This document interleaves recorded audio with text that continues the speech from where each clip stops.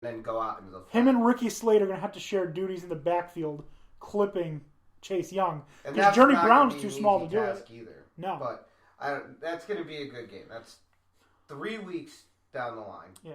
Not 2. You're right. You're right. Because the reason I knew that for a fact was I'm on call next weekend, and I was like, oh, thank God. When I'm on call, we're playing Rutgers. There's no way I need to watch that game. Well, Penn State has Minnesota, then Indiana, then Ohio State. Yeah, that's not an easy It's not. schedule. I thought it was going to be. Like, I was like, okay, Michigan State's going to fuck us up a little bit. We'll still win.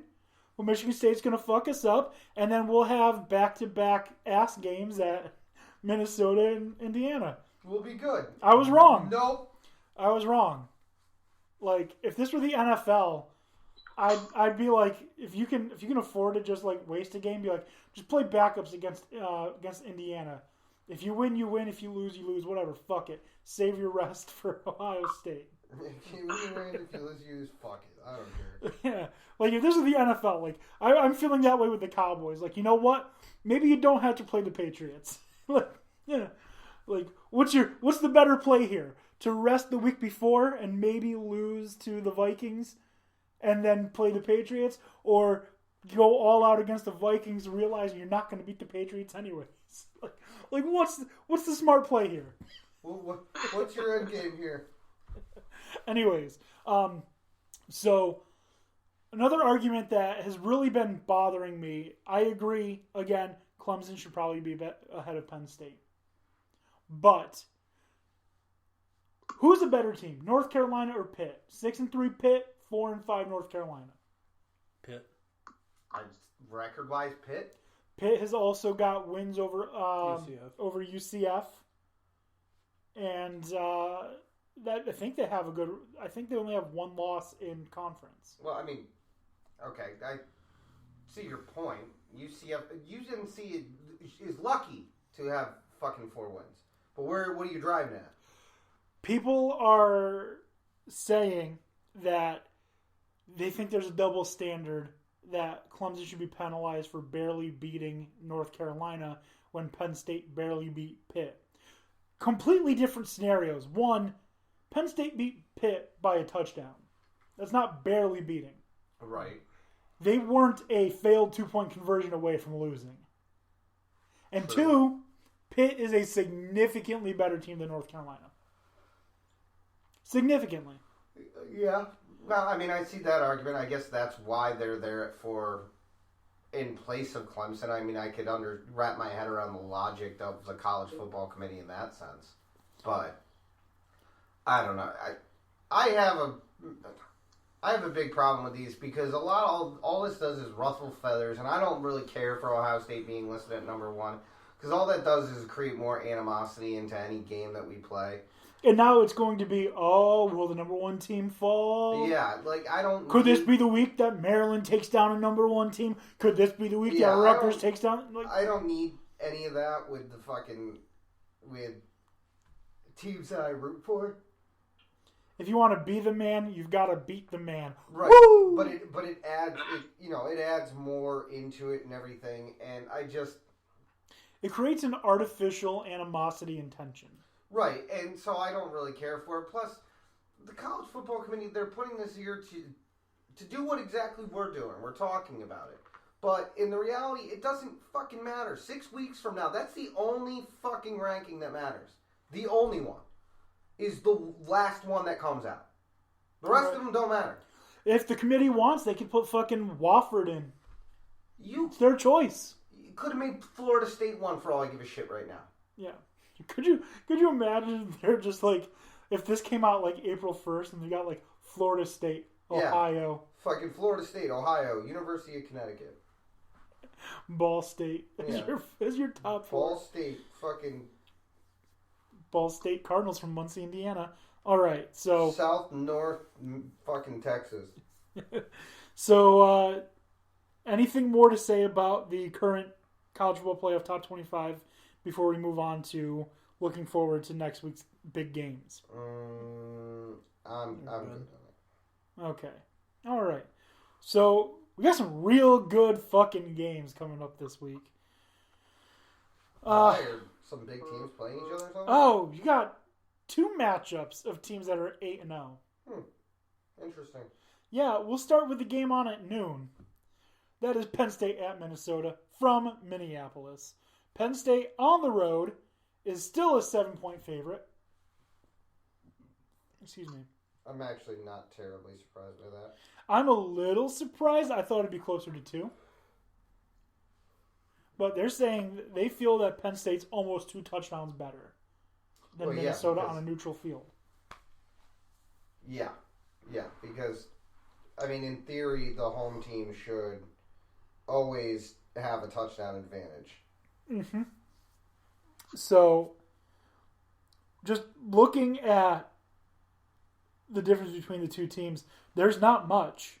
At quarterback play, you're looking at Sean Clifford, 1,931 yards to Tanner Morgan's 1,761. That's not much. No, 20 touchdowns, 3 interceptions to 18 touchdowns, 4 interceptions.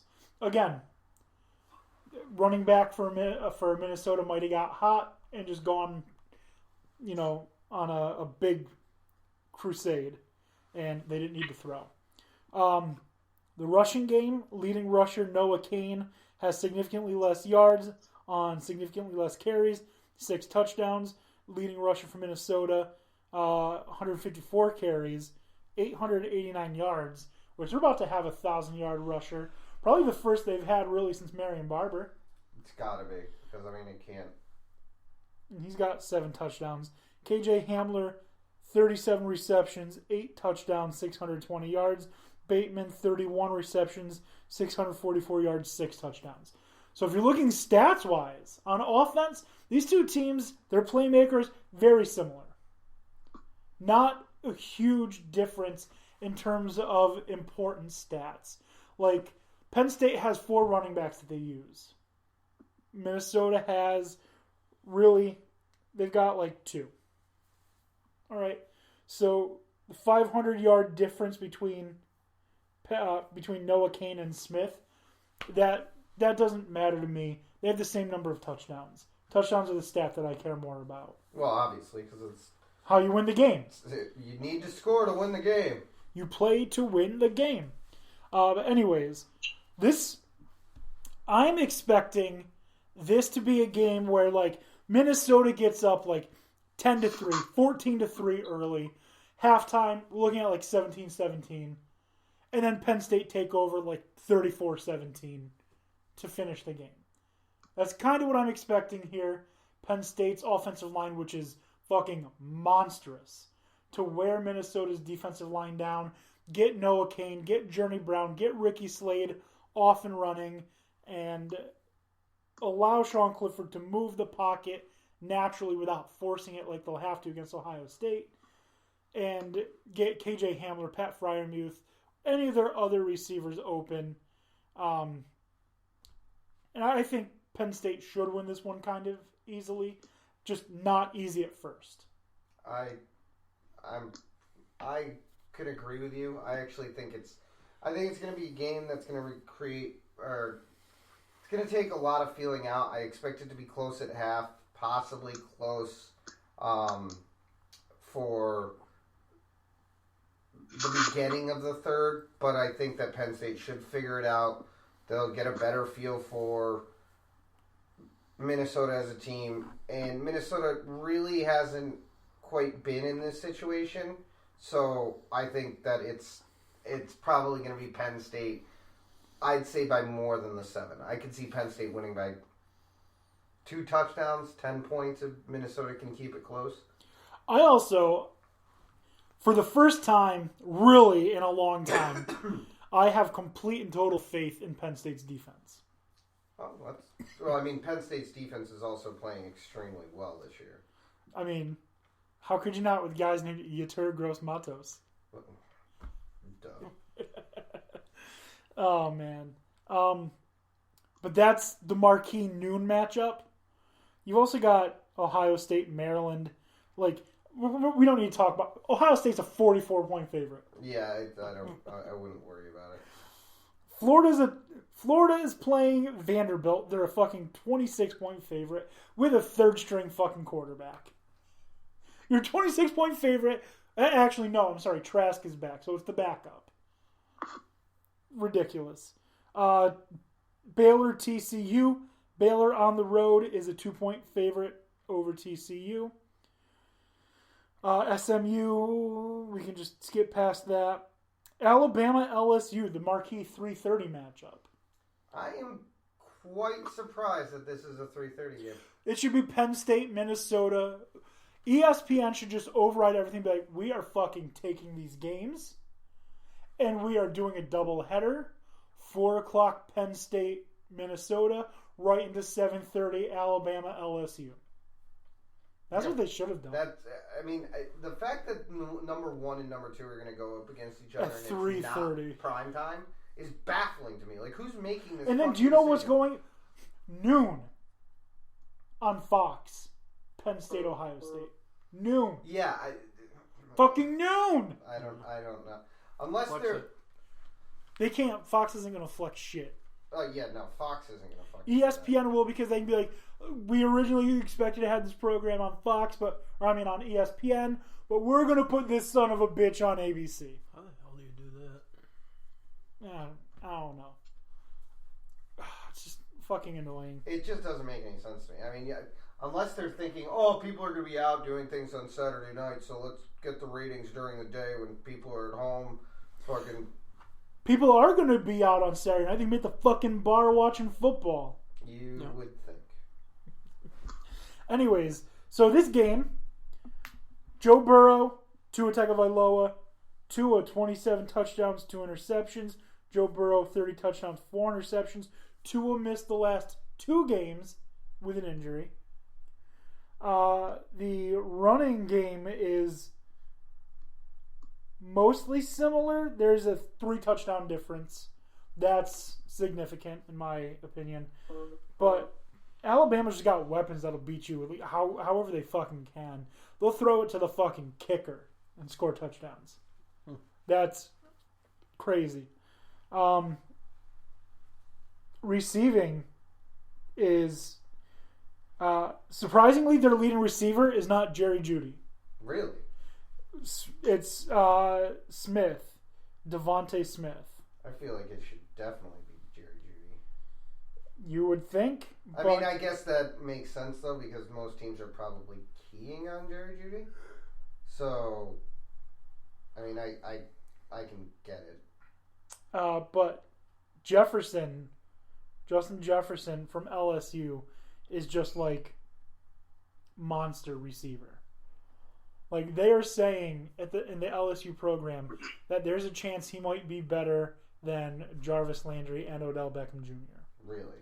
Yeah, they love this kid, and they're hoping he comes back for his senior season. LSU is also missing a lot of people that left the team for personal reasons.